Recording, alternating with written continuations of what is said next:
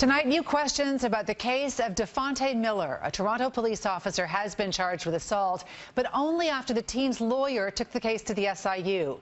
And as questions mount about why two different police forces didn't hand the case over to the independent body, CityNews has learned the officer's father is a long-standing detective in Toronto's Professional Standards Unit, also known as Internal Affairs.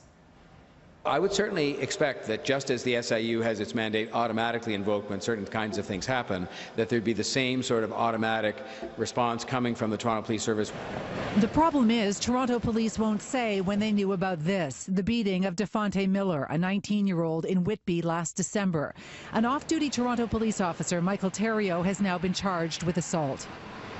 Neither Durham police, who responded to the initial call, nor Toronto police, the officer's employer, called in the SIU, despite the mandate that investigations be handed over to the independent body when an officer is involved in an incident where there are serious injuries.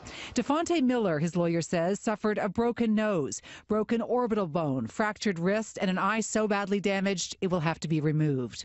The assault charges against the police officer were only laid because Miller's lawyer contacted the SIU directly. Why would SIU have been left out of the loop on such serious injuries to a member of the public? In a statement to CityNews, Durham police say with respect to the notice to the SIU, it is the responsibility of the police service that employs the officer to contact the SIU. But Toronto police did not contact the SIU and refused to say when they were made aware of the incident.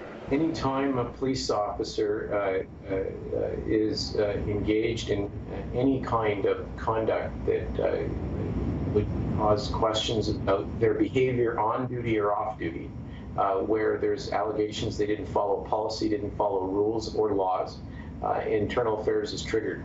Professional standards are triggered. And that is why Julian Faulkner says it is so disturbing for him to learn that the suspended officer's father is a long-standing detective in Toronto's Professional Standards Unit, also known as Internal Affairs.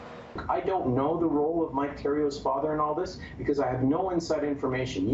You've certainly enlightened me on who his father is, but I don't know what the role his father had in all of this.